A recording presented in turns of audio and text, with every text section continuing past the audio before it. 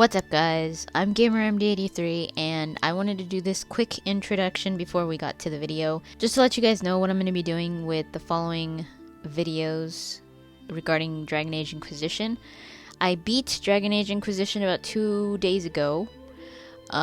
It took me a long time. I clocked in about 290 hours. I was doing my completionist playthrough, so I pretty much did everything. I don't want to go into detail about Dragon Age in general and all that, and my thoughts and all that good stuff, because I'm going to be doing that in a different video.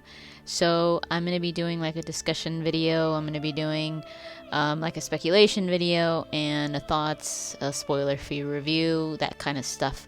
So a lot of videos regarding Dragon Age Inquisition coming. I recorded my reaction to a few moments in Dragon Age Inquisition, not all of them obviously. Some of them I do have the gameplay and others I don't. This first one is going to be my reaction to Hawk, but I'm also including a video that I had recorded while I was playing Into the Abyss. When I was playing that quest, I had recorded a video with my thoughts on Hawk and all that, so I don't want to just show you guys the reaction. I also want to share my thoughts so that my reaction makes more sense, because it was this video is probably the most special, because it was one of the most special moments for me. It was definitely one of my favorite moments of the whole game. So that's why I wanted to add this video. I was gonna get rid of it, but then I was like, well, why should I get rid of it? I still feel the same, so I'm just gonna use it.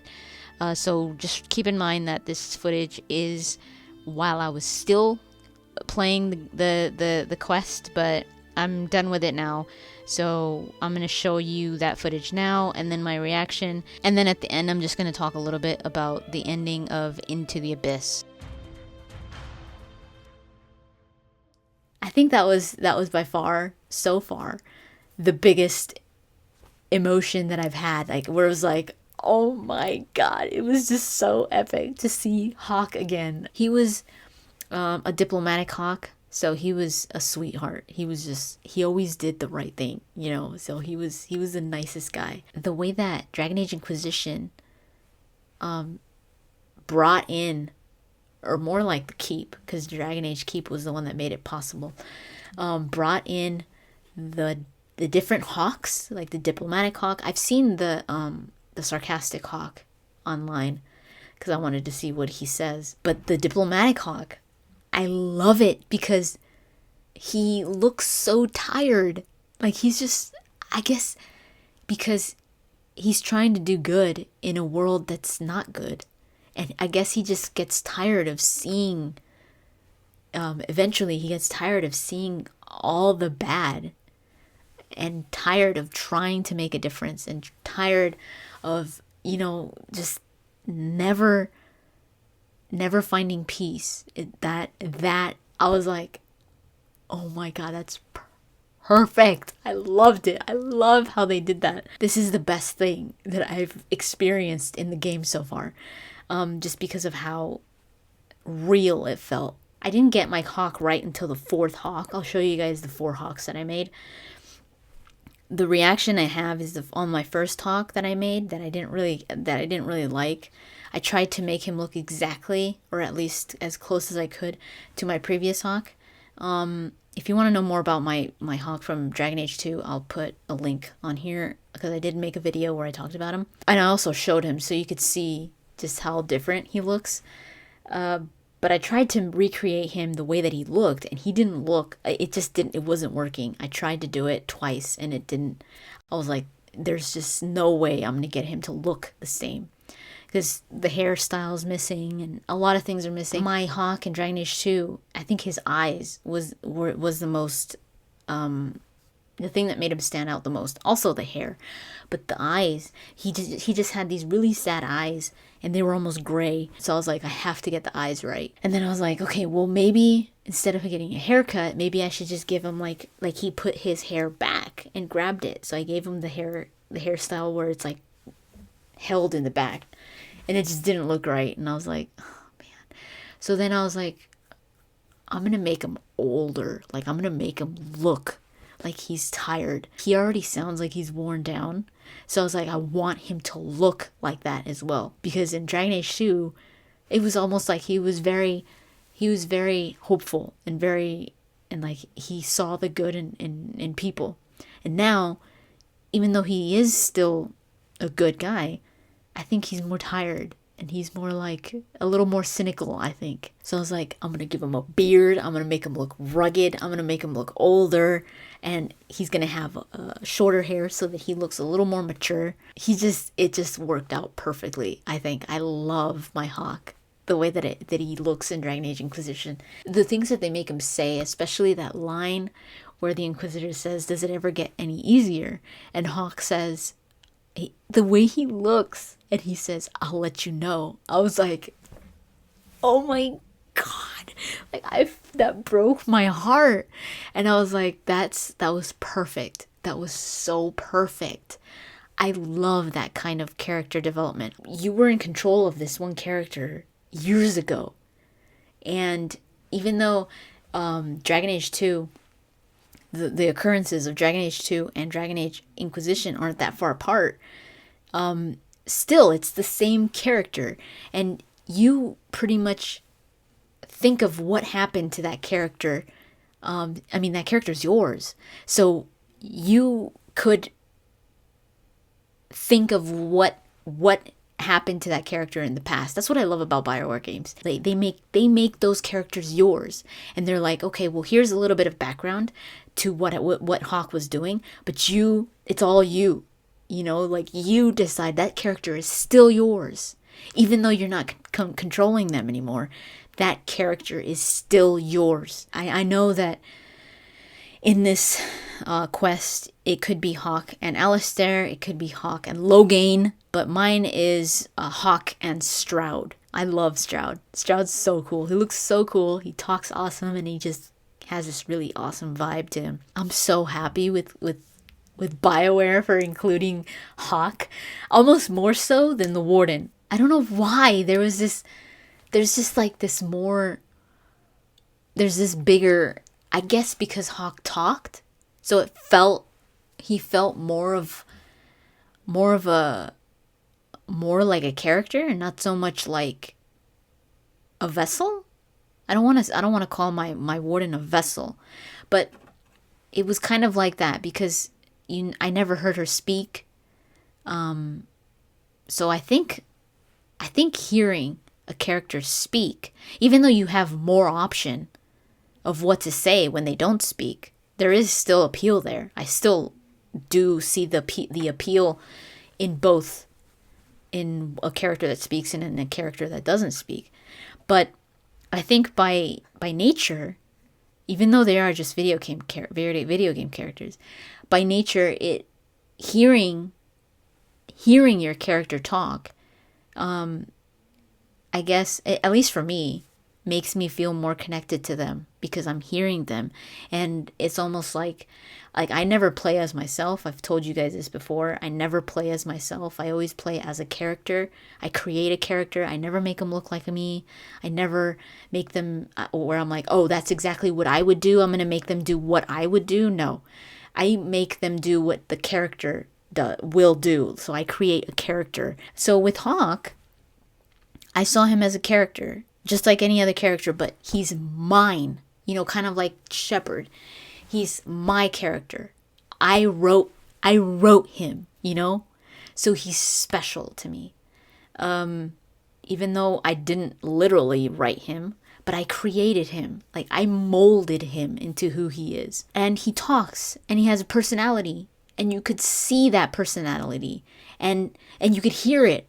And there's a sarcastic Hawk, there's a diplomatic Hawk, there's an angry Hawk, and they react that way.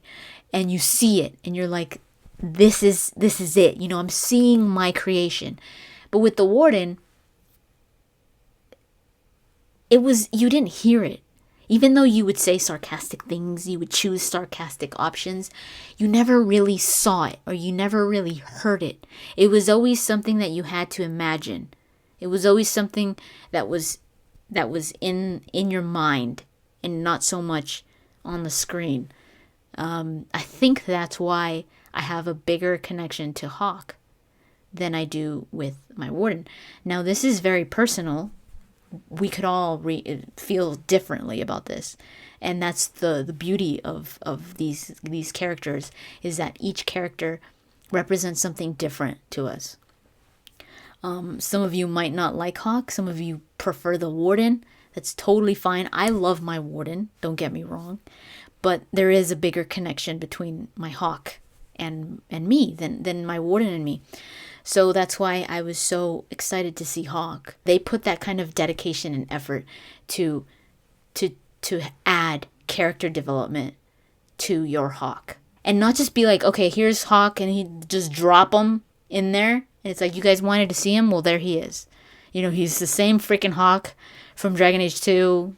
There you go. No, there's been transition there. There's been time has passed. Things have happened. And you see it. And it's like, oh man, I literally want, if I was alone in my house, I literally would have screamed the house down. Oh my god.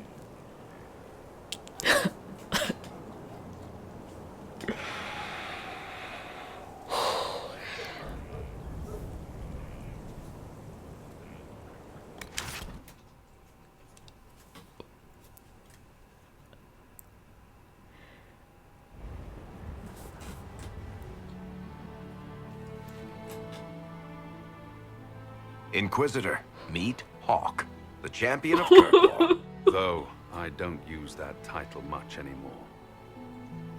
Hawk, the Inquisitor. I figured you might have some friendly advice about Corypheus. You and I did fight him, after all.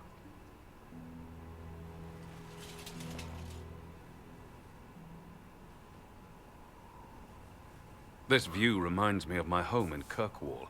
I had a balcony that overlooked the whole city. I loved it at first.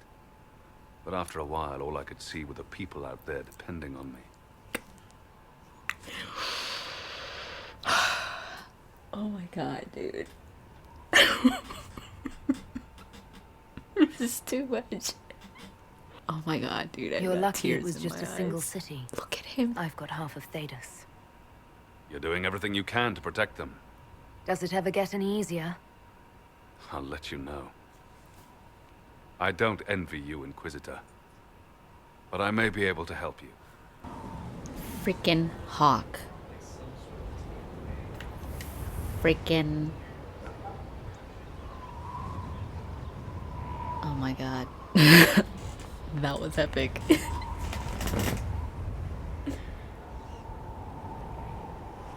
It's freaking armor.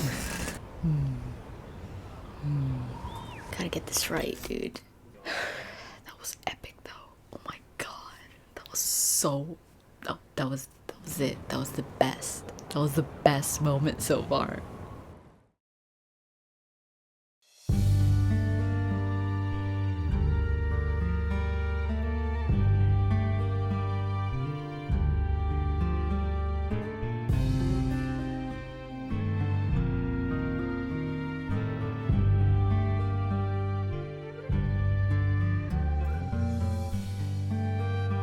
Does it ever get any easier? I'll let you know.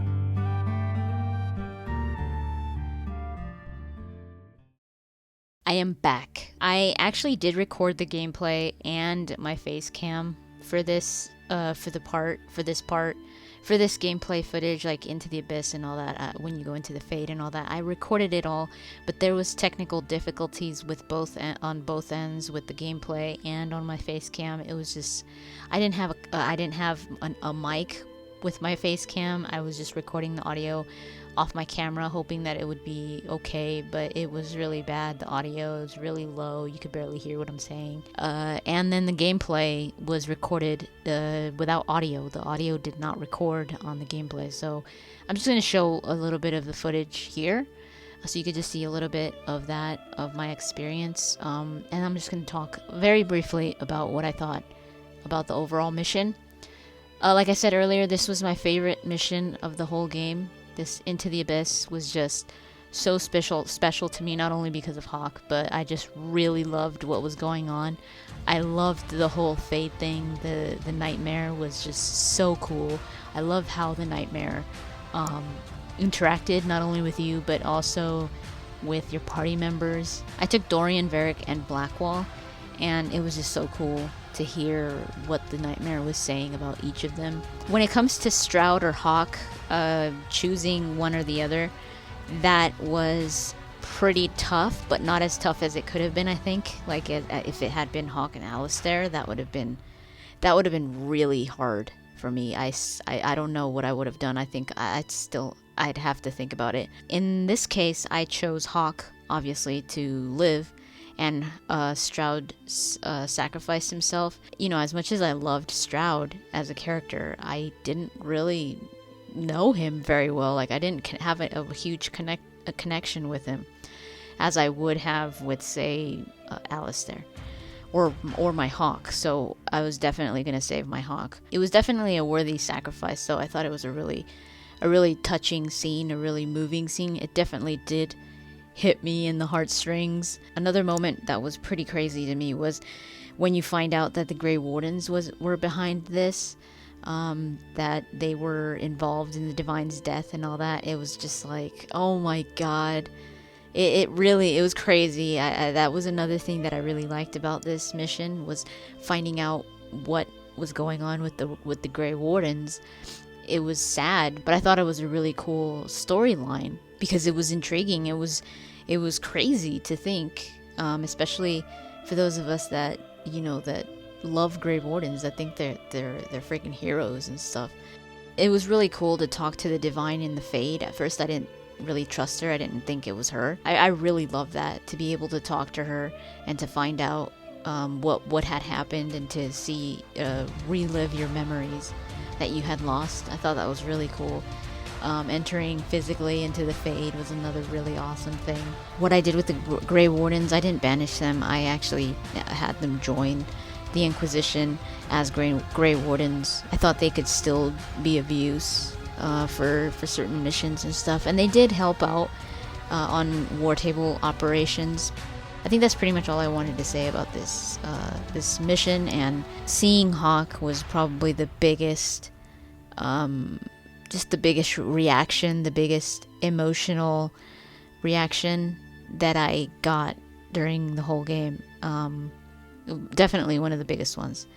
So yeah, that's pretty much what I wanted to share with you guys. I'm going to be doing more of these, so stay tuned for that. So yeah, hopefully you guys enjoyed this. Thank you so much for watching, and I'll talk to you guys later.